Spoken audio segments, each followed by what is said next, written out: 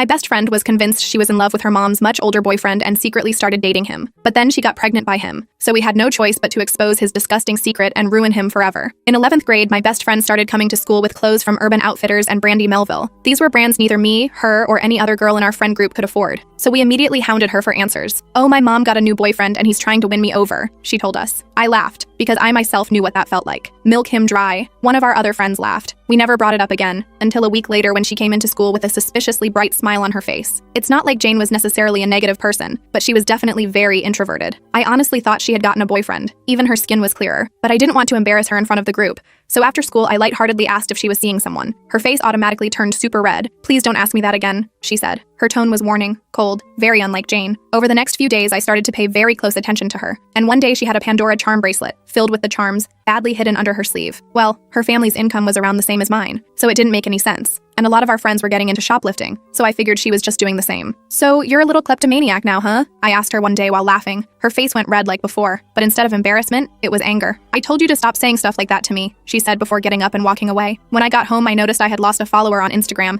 and my instincts told me to check if it was Jane, and it was. And remember how I said me and Jane were best friends? Well, we were. We've worn each other's undies and borrowed each other's socks. One time when she came on holiday with my family, there was only one bathroom, so I showered while she brushed her teeth, and neither of us even felt uncomfortable. She was practically like my sister, so unfollowing me was a very big red flag, and it was clear she wasn't going to tell me the truth. So instead of being a normal patient friend, I showed up to her house with a plate of $3 cookies wrapped in tinfoil, and pretended like I had made them for her. A man I didn't recognize opened the door. He was in his boxers and nothing else. He didn't even look uncomfortable when he saw me. Behind him was Jane in a slinky bathrobe barely covering her body and messy makeup. My heart went cold, and she instantly ran into the bathroom. "Hey!" I yelled over enthusiastically, trying to compensate for the tension that had formed. "Just wanted to drop these off. Hope y'all enjoy." I then hopped in my car and drove as fast as I could around the corner. My best friend was being groomed. What are you even supposed to do in these situations? I could go to the police, but without Jane confessing, there would be no point. So I called our friend Emily. She was the only one I could trust who would see the situation as actually dangerous, instead of some juicy gossip. Plus, she was the type of friend who somehow always knew what to do. And this time was no different. She said we need to convince Jane that what is going on is very wrong, and she is being groomed. Well, at the end of the month, Emily was due to present a project in class about the dangers of the online world. She told me to trust her, and try to win Jane's trust back in the meantime. So I did. The next day at school, Jane was super tense, and I could tell she was waiting to see if I'd bring it up. After she realized I wasn't, she acted warm to me. It was like old times. From there, I noticed that she stopped trying to hide her ever-growing collection of bougie jewelry, that she started wearing a locket every day that had a photo inside. It felt like Emily's presentation couldn't have come soon enough. She started off with cyberbullying and sharing passwords, so I had no idea where it was going, until she got to online grooming. She dedicated an entire slide to older people finding younger people,